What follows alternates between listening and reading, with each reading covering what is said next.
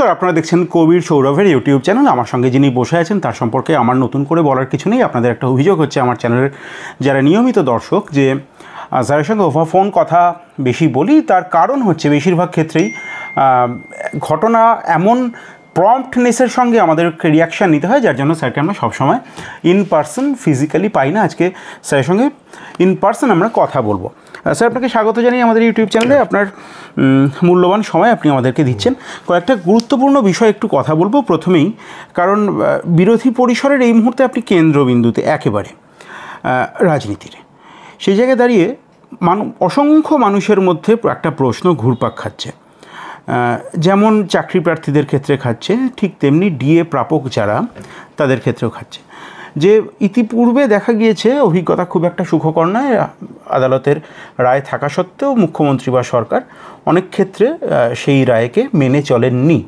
সেক্ষেত্রে যদি এক্ষেত্রেও সেরকম ঘটনা ঘটে, অর্থাৎ তিনি ডিএ না দেন না, সেক্ষেত্রে কী কী কনসিকোয়েন্সেস হতে পারে? দেখুন, খুব যদি বৃহত্তর প্রেক্ষিতে ভাবা যায়, তাহলে একটি সরকার সে তার সাংবিধানিক দায়িত্ব পালনে ব্যর্থ হচ্ছে, এবং সাংবিধানিক দায়িত্ব পালনে ব্যর্থ হলে পরে তাদের সরকারে থাকার কোনো ক্ষমতা নেই, অধিকার নেই ন্যায়সঙ্গতভাবে। কেন, প্রত্যেকেই যারা শপথ নিয়েছেন নির্বাচিত হওয়ার পর, মন্ত্রী হওয়ার পর, তাদের তো প্রাথমিক শপথটা হচ্ছে যে আমি ভারতবর্ষের সংবিধানকে কার্যকর করব এবং নিষ্ঠাভরে কার্যকর করব। তো সেক্ষেত্রে তুমি কার্যকর করতে পারছো না, অতএব তুমি তোমার যে অঙ্গীকার তুমি করেছো, যে শপথ তুমি নিয়েছো, শপথ তুমি ভঙ্গ করছো। এটা তো বিশ্বাসঘাতকতা মানুষের প্রতি। সেই দৃষ্টিকোণ থেকে আইনের যা যা পদক্ষেপ নেওয়া সম্ভব তাই নিতে হবে। মানে কি, আমি আরেকটু ক্লিয়ারলি জানতে চাইবো, মানে ডিএ কি উনি দিতে বাধ্য, না হলে লিগাল কনসিকোয়েন্সেস ওনাকে ফেস করতে হবে? আচ্ছা, এর পরের প্রশ্ন হচ্ছে যে একটা ডিএ নিয়ে কনফিউশন, যে এটা রোপা 2009-এর পে কমিশন অনুযায়ী রোপা 2009-কে ধরে হয়েছে। এরপরে চলতি যারা বেতন প্রাপক তাদের ক্ষেত্রে বিষয়টা কি দাঁড়াবে?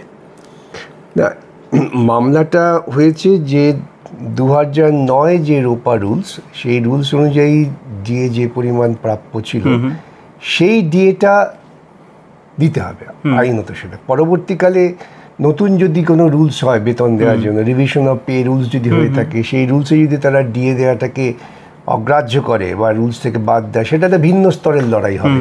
কিন্তু যতক্ষণ সেই আইনটা বজায় আছে, সেই আইন অনুযায়ী যেমন যেমন সর্বভারতীয় যে দ্রব্যমূল্য বৃদ্ধির সূচক আছে, যাকে প্রাইস ইন্ডেক্স বলে সকলে আমরা বেশি জানি, তার উপর দাঁড়িয়ে ডিএ দিতেই হবে। আচ্ছা, নতুবা সরকারকে বলতে হবে যে হয় আমার ডিএ বলে কোনো কম্পোনেন্ট নেই, আমি ডিএ দিতে পারবো না। এটা বললে পরে আগামী দিনে একথাও সরকার বলার অধিকার পেয়ে যাবে, ভাই আমি বেতন দিতে পারবো না। বিভিন্ন সংস্থা এখন শুনতে পাচ্ছি রাজ্য সরকারের অধীনে অনেক জায়গায় পেনশন দেওয়া হচ্ছে না, বেতন দেওয়া হচ্ছে না। এটা তো ব্যর্থতা। সেই ব্যর্থ সরকারকে প্রশাসনিক ক্ষমতায় রাখবার কোনো প্রয়োজন আছে কিনা, এটাই তো মানুষকে ভাবতে হবে। স্যার, পরের বিষয়ে যাওয়ার আগে এই বিষয়ে শেষ প্রশ্ন, যেটা যে আপনার রাজ্য সরকারি কর্মচারীদের কাছে বা যারা সরাসরি বা ডিরেক্টলি বা ইনডিরেক্টলি যারা এর জন্য বেনিফিটেড হতে পারেন, তাদের উদ্দেশ্যে বিকাশ রঞ্জন ভট্টাচার্যের কি বার্তা? দেখুন, আমি একটা স্পষ্ট কথা বলি। প্রথম যেদিন কলকাতা হাইকোর্টের ডিএ রায়টা চূড়ান্ত হলো, সেদিনই রানী রাসমণি অ্যাভিনিউর মোড়ে সরকারি কর্মচারী বন্ধুদের একটা সভা ছিল। তারা সেখানে আমাকে আগে থেকে আমন্ত্রণ জানিয়েছিলেন, সেদিনই যে রায় হবে জানা ছিল না। তখন আমি বলেছিলাম যে আদালতের রায় একটা হাতিয়ার আপনাদের কাছে, কিন্তু এটাকে আদায় করতে গেলে পরে আপনাকে মাঠে ময়দানে লড়তে হবে, সরকারি কর্মচারীদের প্রত্যক্ষ সংগ্রামে নামতে হবে। আমি আমার সরকারি কাজ করে, সরকারি কাজে জনগণের সঙ্গে আমার দায়বদ্ধতা, সেটাকে আমি সম্পূর্ণরূপে কার্যকরী করে প্রশাসনের যে ব্যর্থতা তার বিরুদ্ধে আন্দোলন করে আমাকে রাস্তায় নামতেই হবে। কোনো কিছুই বিনা আন্দোলনে পাওয়া যায় না। স্যার, এবার এই মুহূর্তে আমরা যখন কথা বলছি, এই মুহূর্তে একটি অন্যতম গুরুত্বপূর্ণ খবর, চাকরি প্রার্থী যারা, আমি চাকরি প্রার্থীই বলবো এই মুহূর্তে, তারা ব্রাত্য বসু শিক্ষামন্ত্রীর বাড়ি ঘেরাও করেছেন। এই নিয়ে আপনার প্রতিক্রিয়া? আমি বিষয়বস্তুতে পরে আসছি। না, ঘেরাও এখন আসলে চাকুরি প্রার্থী যারা, তারা বিভিন্ন সময় এইসব নেতা মন্ত্রীদের কথায় প্রবঞ্চিত হয়েছেন, প্রভাবিত হয়েছেন, ভুল পথে পরিচালিত হয়েছেন। তাঁরা তাদের ক্ষোভ কীভাবে প্রকাশ করবেন সেটা তো তাদের বিবেচনার ব্যাপার। এ ব্যাপারে তো আমার নিয়ন্ত্রণ করার কিছু নেই। সেই জন্যই তারা যাদের পরামর্শ নিয়ে চলছেন, নিঃসন্দেহে তাদের পরামর্শ অনুযায়ী তারা কাজ করছেন। কিন্তু আমি যেটা বলতে পারি একজন সাধারণ নাগরিক এবং সাধারণ চিন্তাবিদ হিসেবে, যে সরকারের কিন্তু প্রথম থেকেই উচিত ছিল স্পষ্ট করে বলে দেওয়া যে সুপ্রিম কোর্টের রায়, সেই রায় থেকে আমাদের বেরোবার রাস্তা নেই, প্রত্যেককে সুপ্রিম কোর্টের রায় মানতে হবে। এটা যদি আমি স্পষ্ট দৃঢ় অবস্থান নিতাম, তাহলে কিন্তু যারা আন্দোলন করছেন তারা বুঝতে পারতেন যে আমাদের কোনো ভিন্ন পথ নেই। কিন্তু আমরা তো সেটা না করে আমরা তাদের তো বারবার প্রলোভিত করলাম, প্রবঞ্চিত করলাম যে আমি থাকতে চাকরি তোমাদের যাবে না, কারো চাকরি যাবে না, ইত্যাদি ইত্যাদি যা সব বলেছেন, যেসব বলেছেন, আমি তো বেতন তো বন্ধ করিনি, মানে এই ধরনের কি বলবো আর শিশুসুলভ আইন বিরুদ্ধ কথা বলে একদল মানুষকে তো তিনি উত্তেজিত করেছেন, এবং তারই পরিণতিতে হয়তো আজকে এই মন্ত্রী সেই মন্ত্রী বাড়ি ঘেরাও হচ্ছে।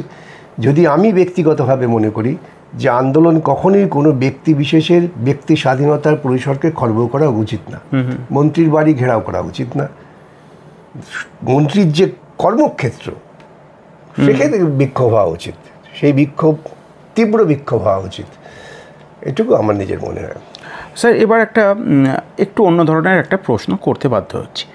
মুখ্যমন্ত্রী মমতা বন্দ্যোপাধ্যায় তিনি সরকারে আসার পরেই আমাদের মনে আছে, তিনি সরকারে আসার কয়েক বছর আগে থেকে কিষেনজি নামক একজন মুখ লুকিয়ে রাখা ব্যক্তি, তিনি ওভার ফোন, আমরা বারবার শুনেছি, তখন প্রসাদ রঞ্জন রায় স্বরাষ্ট্র সচিব সেই সময়টায়, যে মুখ্যমন্ত্রী মমতা বন্দ্যোপাধ্যায়কে আমরা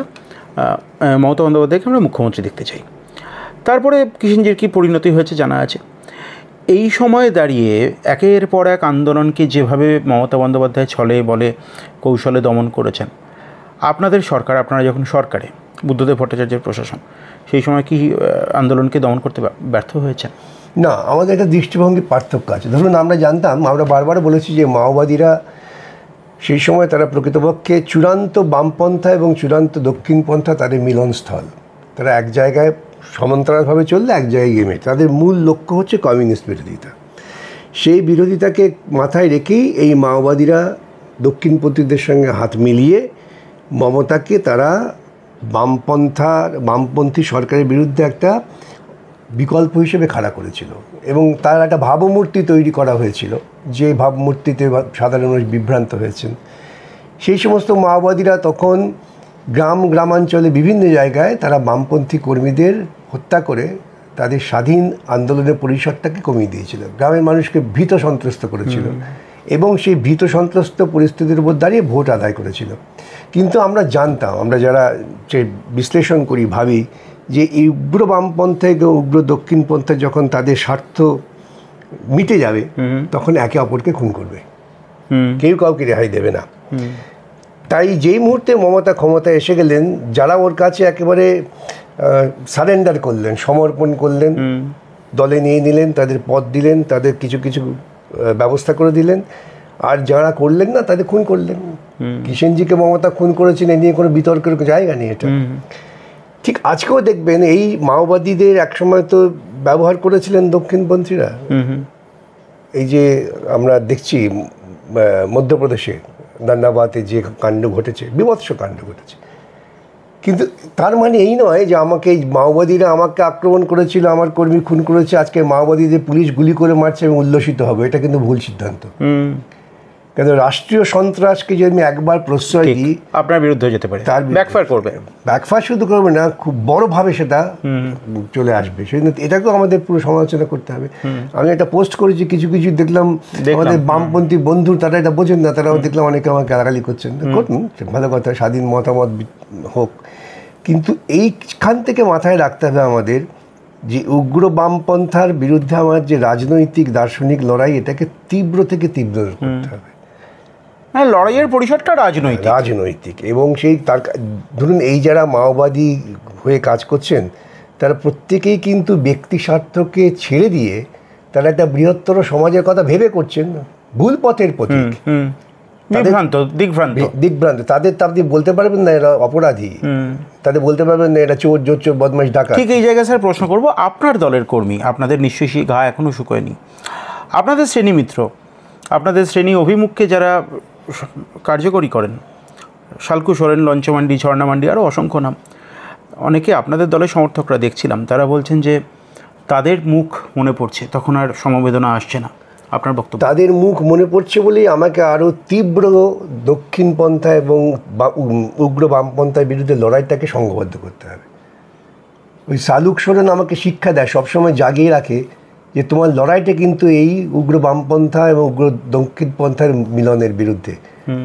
শালুক সোরেনের মৃত্যু আমাকে বলবে না যে আমি আরেকটা ব্যক্তি হত্যার দিকে চলে যাব। এইটাই বিভ্রান্তির জায়গা। আমি যদি শালুক সোরেন হত্যা হয়েছে বলে এখন মিলিটারি পুলিশ দিয়ে তাদের একেবারে গুলি করে উড়িয়ে দিচ্ছি, তাহলে কিন্তু সেই মিলিটারি পুলিশ আগামী দিনে তার বন্দুকটা চট করে আমার দিকে বেশি ঘুরিয়ে দেবে। রাষ্ট্রীয় সন্ত্রাসের পরিসরটাকে বন্ধ করতে হবে। আমাদের লড়াই রাজনৈতিক লড়াই, দর্শনের লড়াই, সেই লড়াইয়ে আমাদের খুন হয়েছে, অনেক রক্ত গেছে। আপনাদেরই সব থেকে বেশি গেছে। কমিউনিস্ট আন্দোলন তৈরি করতে তো লাখো লাখো মানুষের প্রাণ দিয়েছেন, কিন্তু তা বলে আমরা ওই সন্ত্রাসবাদী প্রবণতার দিকে ঝুঁকে যাব না এবং স্বৈরাচারের হাতকে শক্ত করব না, এইটা আমার বক্তব্য। বা আমি যদি খুব ভুল না করি তাহলে আপনিও নিশ্চিত ছিলেন না আজকের বিকাশ রঞ্জন ভট্টাচার্য হয়ে উঠতে পারবেন কিনা, কারণ আপনাদেরও তো, আপনাকেও স্ট্যাব করা হয়েছিল, আপনাকেও জেলে যেতে হয়েছে, আপনাকেও স্ট্যাব করা হয়েছে। গৌতম দেবের তো আমি কার নাম করব না, আমি আপনাকে বলি, বহুদিন পর আমার এক কলেজ বন্ধুর সঙ্গে দেখা, সে আমাকে দেখে জড়িয়ে হাউ হাউ করে কাঁদতে শুরু করলো। তাহলে কী হয়েছে? বলছেন আমার তো দায়িত্ব ছিল তোকে খুন করার, তখন তোকে পাইনি, আজকে দেখে মনে হচ্ছে কি ভুল করতাম। তাহলে এখন একটা সময় একজন, সে হয়তো তাকে এমনভাবে প্রাণিত হয়েছিল, তাকে বোঝানো হয়েছিল যে এই তোমার শ্রেণী শত্রু, কেন এ তোমার বিরুদ্ধে হয়তো দর্শনের কথা বলছে, তো সেটা তো বিচার্য নয়। আমি আরেকটা কথা বলি ব্যক্তিগত জীবনের। আমি যখন স্ট্যাব দিয়ে হসপিটালে আছি, যখন আমার জ্ঞান ফিরলো, আমি জল করছি, তখন পাশের বেড থেকে একজন, তার বোমাবার দিকে হাত উড়ে গেছে। আচ্ছা, তিনি আমাকে জল খাওয়ালেন, খাইয়েটে বললেন যে আজকে তোমাকে আমি জল খাওয়াচ্ছি, কিন্তু আমার তো দায়িত্ব ছিল তোমাকে উড়িয়ে দেওয়ার। জিতলো মানবতা। এখন এই দীর্ঘ চলার পথে আমাকে তো অনেক স্থিরভাবে ভাবতে হবে যে আমার লক্ষ্যটা কি। হঠাৎ পিঁপড়ে কামড়েছে বলে আমি পিঁপড়ে বিষয়ে দৌড়তে, আমি তো লক্ষ্যভ্রষ্ট হয়ে গেলাম। এই দৃষ্টিকোণ থেকেই চলছে। স্যার, এবার আরেকটা প্রশ্ন করব, যেটা ঈষৎ হয়তো একটু অস্বস্তিকর হতে পারে, কিন্তু মানুষের কাছে এটার একটা স্বচ্ছ ক্লিয়ার একটা ধারণা যাওয়া দরকার।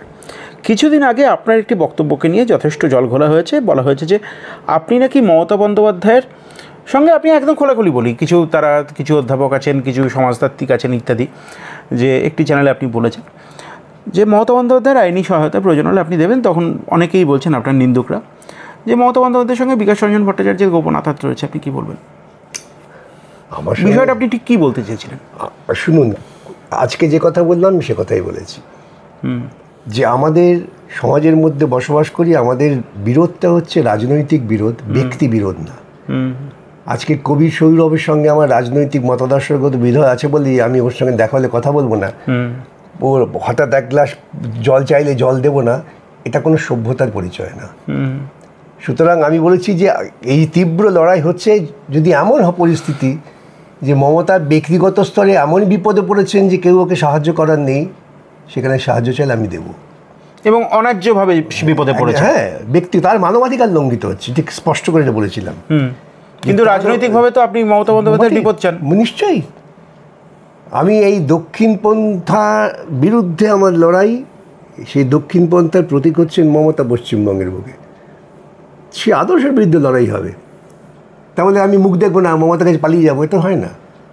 দেখা হলে ঝগড়া করবো, এগুলো হচ্ছে আসলে রাজনীতিটাকে অত্যন্ত ক্ষুদ্র পরিসরে নামিয়ে আনার দর্শন। এর জন্য দায়ী কে? এর জন্য দায়ী হচ্ছে কিন্তু ওই রাজনীতি, যে রাজনীতি বলে তোমার সঙ্গে মতাদর্শগত বিরোধ মানে ব্যক্তিগত বিরোধ। আমি এমন অনেক পরিবার জানি, একই বাড়িতে 3 ছেলে 3 রাজনৈতিক মতাদর্শ নিয়ে লড়াই করছেন, তো ভাইরা একসঙ্গে কথা বলবে না। স্যার, হয়তো ঈষৎ প্রসঙ্গের বাইরে বেরিয়ে যাচ্ছে, কিন্তু জ্যোতিপ্রিয় মল্লিকের সেই কথা নিশ্চয়ই মনে আছে। আপনার যারা সমর্থক বা আপনাকে যারা খুব ভালোবাসেন, তারা হয়তো একটুখানি আহত হয়েছেন এখানে, যে জ্যোতিপ্রিয় মল্লিক যেখানে বলছেন যে সিপিআইএমের লোকজনদের সঙ্গে কথা বলবেন না, বিয়ে বাড়িতে দেখা হলে কথা বলবেন না, হাসবেন না, বিয়ে দেবেন না, সেখানে বিকাশবাবু কী করে বলছেন মমতা বন্দ্যোপাধ্যায়কে? জ্যোতিপ্রিয় আচরণ করছে, জ্যোতিপ্রিয় লেভেল আমি নামবো কেন? কি আমার একটা প্রশ্ন হচ্ছে, জ্যোতিপ্রিয় বলেছেন যে সিপিএমে দেখলে মানে কি কেউটা সাপ তাদের মারবেন, সেটা তো এটা ওর নিজস্ব পরিচয়। আমি কি আমার দলকে, আমার সংগঠনের কর্মীকে সেই পরিচয় নামিয়ে আনবো? না, আমি তাদের আরও উপরে নিয়ে যাবো। ও নিচে চেঁচাচ্ছে, চেঁচাক, তোমার দর্শনটা আলাদা। তোমার লক্ষ্যটা আলাদা। মানে আমি কোনো স্টেটমেন্ট দিচ্ছি না এখানে, এই ডিসকোর্সটা উঠে আসছে যে বিরোধটা ব্যক্তিগত নয়, বিরোধটা রাজনৈতিক। একদম, কখনো এটা ব্যক্তিগত পর্যায়ে আনবেন না। কেন দেখা যাবে আপনারা প্রতিবেশী একই প্যারায় থাকেন, আপনি সিপিআইএম করেন, কেউ হয়তো একজন তৃণমূল করছে আর বিজেপি হচ্ছে, সে বিজেপি করছে বলে আপনি পাড়ার মাসিমাকে মাসিমা বলে ডাকবেন না। এই বিরোধটা কেন তৈরি করে? এই বিরোধটা কিন্তু ওই এক জায়গায় দাঁড়ায় যে আরে ও মুসলমান, ওকে ছুবি না, আরে ও বৌদ্ধ নেড়া, ওকে ছুবি না, ও টিকিধারী ব্রাহ্মণ, ও অসুচি, এই জায়গায় নিয়ে যায়। সেখান থেকে উঠে আসতে হবে। স্যার, অত্যন্ত বৃহত্তর একটি মানবতার কথা আপনি বললেন। এবার একদম প্রসঙ্গে আবার ফিরে আসি, প্রসঙ্গেই কথা বলতে হবে। মুর্শিদাবাদের ভয়ঙ্কর ঘটনা আপনি একটুখানি মানুষকে ক্লিয়ারলি যদি বলেন, কারণ হাইকোর্টের একটি বিশেষ তদন্ত কমিটি 3 জনের, সেই তদন্ত কমিটির রিপোর্ট অনুযায়ী এর নেপথ্যে তৃণমূল, মহবুব আলম নামক একজন তৃণমূলের নেতা, তার স্ত্রী তৃণমূলের কাউন্সিলর, তিনিও প্রাক্তন কাউন্সিলর, তার নেতৃত্বে ধুলিয়ান, শামশেরগঞ্জ ইত্যাদি জায়গায় 113টি বাড়ি, দোকান আগুন জ্বালানো হয়েছে। হরগোবিন্দ দাস, চন্দন দাসের মৃত্যু, এবং সেখানে ঘটনাচক্রে আমি অ্যাড করব আপনাদের দল এবং কংগ্রেসের মিলিত ভোটের পার্সেন্টেজ প্রায় 35%। তো এটা কি অন্য কোনো ধরনের কোনো পলিটিক্যাল ফেব্রিক তৈরি হচ্ছে? মোটেই নয়। আমি আবারও বলি, দেখবেন যে কথাগুলো আমি আগে বলতাম সেগুলো ধীরে ধীরে ঘটনাক্রমে প্রমাণ হচ্ছে যে পশ্চিমবঙ্গের বুকে ধর্মীয় রাজনীতি এবং ধর্মীয় রাজনীতির ভিত্তিতে বিদ্বেষ যা দাঙ্গায় পরিণতি হয়, সেটাকে বিজেপি এবং তৃণমূল উভয়ই লালন পালন করছে। যদি আপনি খুব বিশ্লেষণ করেন, এদের মধ্যে খুব বেশি পার্থক্য নেই এই ব্যাপারে। এখন এই যে ঘটনা ঘটেছে, যে রিপোর্ট এসছে, তো এটা তো ওই ধর্মীয় রাজনৈতিক কারণেই তো রায়টটা হলো। তাহলে রায়টের কারণটা কি, মূলটা কি? মূলটা হচ্ছে যে রাজনীতিতে ধর্মের অনুপ্রবেশ। তাতে তো অসুবিধা আপনাদের, কারণ আপনাদের 35% ভোট রয়েছে। আমরাই তো বারে বারে অসুবিধা পড়ছি এবং কঠিন পরিস্থিতি থেকে আমাদেরই তুলে নিয়ে আসতে হবে মানুষকে। বারে বারে বোঝাতে হবে জ্যোতিবাবু কেন বলেছিলেন, কেন সুভাষ বোস বলেছিলেন ধর্মকে রাজনীতির মধ্যে আনবেন না। আমাকে বারবার বলতে হবে কেন শ্যামাপ্রসাদকে সুভাষ বোস ঠেঙিয়েছিলেন। এই কথা শুনে কিন্তু একটা বড় অংশ আপনার বিরুদ্ধে খড়গহস্ত হতে পারেন, খড়গহস্ত ইতিহাস অস্বীকার। আমি তো বলি ওই ভবানীপুরেই তো সুভাষ বসু এবং শ্যামাপ্রসাদ মুখার্জি পাশাপাশি। রাজনীতি এবং ধর্ম এই দুটোকে যারা মিশিয়ে ফেলার চেষ্টা করেন, তারা সমাজের বড় ক্ষতি করেন। তারই পরিণতি হচ্ছে এটা আজকে দেখতে পাচ্ছেন। সে তৃণমূল করুন কি বিজেপি করুন বড় কথা নয়, কিন্তু রাজনীতির মধ্যে ধর্মটাকে নিয়ে এসে তার ভিত্তিক লড়াই চলছে, এবং তাতে যারা যথার্থই যুক্তিসঙ্গত ধর্মনিরপেক্ষ জীবনযাপন করতে চান, তাদের পক্ষে অনেক কঠিন সমস্যার মুখোমুখি হতে হয়। এই প্রসঙ্গে দুটো প্রশ্ন করে আপনার প্রতিক্রিয়া নেব। মহবুব আলম তিনি বলেছেন আমি দোষী নই, প্রয়োজন হলে আমাকে ফাঁসি দিন। আর কুণাল ঘোষ বলেছেন একজনকেও ছাড়া হবে না, 300 জনকে অ্যারেস্ট করা হয়েছে, সরকার কঠোর পদক্ষেপ নেবে। কঠোর পদক্ষেপের নমুনা এবং বিএসএফকে দায়ী করা হয়েছে। দেখুন, এই সমস্ত কথাগুলো তো অর্থহীন। কঠোর পদক্ষেপ নেবে, যখন পদক্ষেপ নেওয়া প্রয়োজন ছিল তখন পদক্ষেপ নিলে না। অতক্ষণ দাঙ্গা হয়ে গেল, আমরা তো সকলে টেলিভিশনে দেখেছি। 4 ঘন্টা। এ তো মোদির মতো কথা হচ্ছে। 2002 সালে দাঙ্গা বাদিয়ে দিলেন, পুলিশকে আটকে রাখলেন, পরে বললেন পুলিশকে। ঘটনা ঘটে যাওয়ার পর আমার রক্ত না সিঁদুর বইছে। এই সমস্ত অবান্তর কথা বলে তো মানুষকে বিভ্রান্ত করা ছাড়া কিছু করা যায় না। এই কুণাল বাবুদেরও একই পরিস্থিতি। আজকে সিঁদুরের কথা আপনি বললেন, আপনার প্রতিক্রিয়া নেব, কারণ আপনাদের দলের কয়েকজন শীর্ষ নেতৃত্বের প্রতিক্রিয়া নিলাম এই বিষয়ে, আপনার প্রতিক্রিয়া নেব। উনি বলেছেন, প্রধানমন্ত্রী বলেছেন, মাননীয় প্রধানমন্ত্রী, যে আমার ধমনী দিয়ে গরম সিঁদুর বইছে। কি বলবেন তো? আমার একটা কথাই মনে হচ্ছে, মানুষের ধমনীতে রক্ত থাকে, অন্য কিছু থাকে না। তো উনি মানুষ ব্যতীত অন্য কিছু? উনি একসময় নিজেকে অজৈবিক বলে দাবি করেছিলেন। রাহুল গান্ধী আবার সেই নিয়ে সোচ্চার হয়েছেন। অজৈবিক দাবি করেছিলেন, এতে পার্লামেন্টে অজৈবিক। এই যে নিজেকে ঘটনা ঘটে যাওয়ার পর, এতদিন পর যখন দেখছেন যে আমাদের আক্রমণটা তীব্রতা বাড়ছে, যে তুমি ভোটের প্রচার করছো, সেই সময় হঠাৎ তার রক্তবন্ধ হয়ে সিঁদুর চলে এলো। 22 মিনিটে উত্তর দিয়ে দিয়েছে। এটা ভারতবর্ষের প্রধানমন্ত্রী? আমি যারা বিজেপি করেন তাদের বলে ভেবে দেখবেন যে ভারতবর্ষটা কি। সেই ভারতবর্ষের যে প্রধানমন্ত্রী আমরা এতদিন পেয়েছি, অটল বিহারী বাজপেয়ী তো পাকিস্তানের বিরুদ্ধে লড়াই করে জয় এনেছিলেন কার্গিলের, তাঁর আচরণে এইসব ছিল। দেশাত্মবোধ আর ধর্মভিত্তিক দেশাত্মবোধ দুটোর মধ্যে পার্থক্য আছে। স্যার একদম শেষ দিকে এসছি, কয়েকটা নির্দিষ্ট প্রশ্ন করে আমাদের কথোপকথন শেষ করব। চাকরি প্রার্থী যারা যোগ্য, এই প্রশ্ন আপনাকে বারবারই করেছি, আবারও করতে হবে, যতদিন প্রসঙ্গটা প্রাসঙ্গিক থাকবে ততদিন করতে হবে। এই কথা আপনিও বারবার বলেছেন যে অনেক মেধাবী মানুষ যারা সত্যিকারই মেধার ভিত্তিতে চাকরি পেয়েছেন তাদেরও চাকরি গেল। পাবলিকলি তাদের উদ্দেশ্যে আপনি কি বলতে চান বা তাদের উদ্দেশ্যে আপনার বক্তব্য কী? দেখুন, আমার একটা বক্তব্য ধারাবাহিকভাবে আমি বলে আসছি, সেটা হচ্ছে যে এখানে যোগ্য অযোগ্যের বিষয় নয়, বিষয়টা দুর্নীতির। দুর্নীতি রাজ্য সরকার করেছেন এবং সেই দুর্নীতির সঙ্গে প্রত্যক্ষভাবে একদল যুক্ত হয়েছে, এবং এই প্রত্যক্ষভাবে একদল যুক্ত হওয়ার ফলেই গোটা প্রক্রিয়াটাই দুর্নীতিগ্রস্ত হয়েছে। তার ফলে কিছু মানুষ আছেন যারা দুর্নীতির শিকার হয়েছে, যারা তাদের নিজস্ব মেধার ভিত্তিতেই কিন্তু নির্বাচিত হয়ে শিক্ষক পদে নিয়োগ পেতে পারতেন, তারা হয়তো সেইভাবে নিয়োগও পেয়েছেন, কিন্তু যেহেতু এত বড় দুর্নীতি হয়েছে তারা তার শিকার হয়ে পড়লেন। সুতরাং তাদের সকলকেই এই দুর্নীতিমূলক প্রক্রিয়ার বিরুদ্ধে এবং যারা দুর্নীতি করলেন তাদের বিরুদ্ধে সরব হওয়া উচিত। তা না হলে কিন্তু তাদেরও সামাজিক সম্মান থাকবে না। একদল ওরা জানেন কারা দুর্নীতি করেছেন, ওদেরও স্পষ্ট বলা উচিত আমরা জানি যে এই এই এই অংশের লোক দুর্নীতি করেছেন। রাজ্য সরকারের উপরে চাপ সৃষ্টি করেছিল যে আমাদের তো চাকরি গেছে গেছে, কিন্তু চিহ্নিত করুন কারা দুর্নীতি করেছেন, যাতে অন্ততপক্ষে ভবিষ্যতে তারা এরকম দুর্নীতির সঙ্গে যুক্ত না হতে পারেন। সুপ্রিম কোর্টের কড়া নির্দেশ আছে, তাদের থেকে টাকা ফেরত দিতে হবে এবং তারা আগামী পরীক্ষায় বসতে পারবে না। এই এত কড়া নির্দেশ কেন দিয়েছেন? এ দৃষ্টান্ত হবে যে ভবিষ্যতে কেউ এই ধরনের কাজ করার মতো সাহস দেখাবে। একটা হাইপোথেটিক্যাল প্রশ্ন করবো এই জায়গায়, যদি রাজ্য সরকার রাজনীতির ঊর্ধ্বে উঠে রাজধর্ম পালন করতেন, সত্যিই কি তাহলে মানে তারা যদি ওএমআর শিট বা তার মিরর ইমেজ জমা দিতেন, সেগ্রিগেট করতেন, তাহলে কি চাকরিগুলো বেঁচে যেত? দেখুন, আমি যেভাবে সুযোগ পেয়েছেন, আমি আবারও বলি, বাঁচানো সম্ভব ছিল না, সেগ্রিগেট করলেও নয়। প্রক্রিয়াটা শুরু থেকেই দুর্নীতি। আপনারা যদি দেখেন কলকাতা হাইকোর্টের জাজমেন্ট এবং সুপ্রিম কোর্টের জাজমেন্ট, তাহলে আমাদের সওয়ালটাও বুঝতে পারবেন যে শুরু থেকেই পরিকল্পনা হয়েছে আমরা দুর্নীতি করব। ধরুন, আপনি আজকে ওএমআর শিট তৈরি করার জন্য এবং ওএমআর শিট এক্সামিনেশনের জন্য আমরা যে সংস্থাকে দিচ্ছি, নাই স্যার, সেখানে সরকারি দুটো খুব বিশ্বাসযোগ্য প্রতিষ্ঠানও ছিল, দুজনই বাদ হয়ে গেল, একই কারণে বাদ হলো।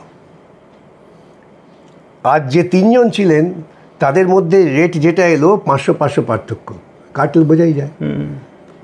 এবং আমি কাকে যে দেবো আগে থেকেই ঠিক ছিল, কেন যাকে দেব তার যে প্রতিনিধি সে অফিসে বসে আছে, ওইখান থেকে তার হাতে দিয়ে দিলাম। তাই বার্তাটা কী ছিল? ওহে ভাই, আমার অঙ্গুলি হেলনে কাজটা করো। সেই জন্য এসএসসির পক্ষে সম্ভব ছিল না নির্দিষ্ট করে বলা, তার কারণ এসএসসি আধিকারিকেরা তারা তো যখন একান্তে কথা বলেন যে কী দায়িত্ব নেবে স্যার, আজকে আমি বলবো এই 5 জন, কাল দেখলাম কোত্থেকে আরও 5 জন বেরিয়েছে, তখন আমার কি হবে? আমি সেই জন্যই তো বারবার বলি যে কেউ হলফনামা দিয়ে বলুক যে এরাই দুর্নীতিগ্রস্ত নয়। ঠিক, সেই হলফনামাটা কোথায়? ঠিক স্যার, এই প্রসঙ্গে কথা শেষ হওয়ার নয়, রোজই এই বিষয়ে কথা বলছি এবং বলতে হবেও, মানুষের কাছে আপনার বক্তব্য গুরুত্বপূর্ণ। আমি চাকরি প্রসঙ্গে শেষ প্রশ্ন করব। দুর্নীতির নতুন সংজ্ঞা খোঁজা হচ্ছে, আমি আরেকটু ক্লিয়ারলি বলি যারা জানেন না তাদের জন্য, যে নিয়ম না মানলেই দুর্নীতি নয়, নিজের সুবিধার জন্য ঘুষ খাননি, প্রমাণ করতে হবে কে ঘুষ খেয়েছেন, কে দুর্নীতি করেছেন। হাইকোর্টে মানে প্রাইমারির যারা শিক্ষক তাদের জন্য কি একই পরিণতি অপেক্ষা করে আছে? দেখুন, মামলার সওয়াল করতে হবে আমাকে, তাই আগাম বিশেষ কিছু বলছি না। তবে এটা ঠিক যে একটা সরকার কতটা দুর্নীতিগ্রস্ত হলে তারা দুর্নীতি করেও দুর্নীতি নয় এটা প্রতিষ্ঠার চেষ্টা করছে। দুর্নীতি হয়েছে এটা মেনে নেওয়ার মধ্যে যে গৌরব ছিল, মেনে নিয়ে নিজেকে সংশোধন করা, ভুল হয়েছে আমি স্বীকার করছি, সংশোধন করা, সেটা না করে এরা অনবরত চেষ্টা চালিয়ে যাচ্ছেন যে দুর্নীতিমূলক প্রক্রিয়ার মধ্য দিয়ে যা করেছি সেটাকেই প্রতিষ্ঠিত করব। এইটা নিয়েই তো গবেষণা হওয়া দরকার। কেন স্যার আমার একেবারে শেষ প্রশ্ন, মুখ্যমন্ত্রী এই মুহূর্তে আমি 3টে প্রশ্ন তুলব, তারপরে 3টে কথা বলে আপনার প্রতিক্রিয়া নিয়ে আমাদের কথোপকথন শেষ করব। মুখ্যমন্ত্রী পুলিশকে বলেছেন, প্রথম কথা তিনি উড়ে যাওয়ার আগে নেতাজি ইন্ডোরে বলেছেন যে কারুর চাকরি যাবে না, কাউকে টার্মিনেট করা হয়নি, ভলেন্টিয়ারি সার্ভিস দিন। কেন স্কুলে যাচ্ছেন না, কে বারণ করেছে আপনাদেরকে টার্মিনেট করা হয়নি? ভলেন্টিয়ারি সার্ভিস দিলে বারণ করা হবে না। উত্তরবঙ্গ উড়ে যাওয়ার আগে ঠিক উল্টো কথা বললেন, আইনের বিষয়ে আমি কথা বলবো না। ডিএর প্রসঙ্গে ঠিক একই কথা বললেন, আমি আইনের বিষয়ে কোনো কথা বলবো না। আর তৃতীয়, তিনি বললেন যে পুলিশের মধ্যে গ্রুপিজম চলছে। মুখ্যমন্ত্রী মমতা বন্দ্যোপাধ্যায়ের উদ্দেশ্যে আপনার বক্তব্য বা মানুষের উদ্দেশ্যে। দেখুন, মুখ্যমন্ত্রী পুলিশ মন্ত্রী, তিনি গতকাল পুলিশ দপ্তরের দায়িত্ব নেননি, তিনি দায়িত্ব নিয়েছেন 2011 সাল থেকে। তো 2011 সাল থেকে 2025 পুলিশের মধ্যে গ্রুপিজম তৈরি হলো কি করে? তিনি তো এসেই প্রথমে পুলিশ ইউনিয়নটা ভেঙে দিলেন। পুলিশ ইউনিয়নটা থাকলে মাত্র গ্রুপিজম অভিযোগ আসতো না, কারণ ইউনিয়নের মধ্যে তারা তাদের যে বিরোধ আলাপ আলোচনা, সরকারের বিরুদ্ধে ক্ষোভ, সবটাই তারা সংগঠিত গণতান্ত্রিক পদ্ধতিতে রাখতে পারতেন। তিনি তো ইউনিয়ন ভেঙে দিলেন, খুব বড় কাজ করলেন, গর্ব করলেন। ইউনিয়ন ভেঙে দিয়ে তিনি তো গ্রুপিজমের জন্ম দিয়েছেন। তিনি জানেন কোথায় কোন পুলিশ অফিসারকে রাখলে পরে তার দলের সুবিধা হবে, সেটা ছক বেঁধে সেইভাবে কাজ করেছেন। আজকে বিলাপ করছেন পুলিশের গ্রুপিজম হয়েছে। যদি সামান্য নৈতিকতা বোধ থাকতো না, পদত্যাগ করে দিতেন, যে আমি পারলাম না, আমি পুলিশের মধ্যে গ্রুপিজম তৈরি হয়ে গেছে। মুখ্যমন্ত্রী মমতা বন্দ্যোপাধ্যায় পদত্যাগ করবেন নাকি আগামী বছর নির্বাচনে অন্য কোনো ধরনের ফল অপেক্ষা করে আছে, সে তো সময় বলবে। আমরা এতক্ষণ কথা বললাম এই মুহূর্তে রাজ্যের রাজনীতির বিরোধী পরিসরের যিনি কেন্দ্রবিন্দুতে, যিনি সেই মানুষটির সঙ্গে বিকাশ রঞ্জন ভট্টাচার্য। এই ধরনের আরও এক্সক্লুসিভ কন্টেন্টসের জন্য আপনার চোখ থাক কবির সৌরভের ইউটিউব চ্যানেলে।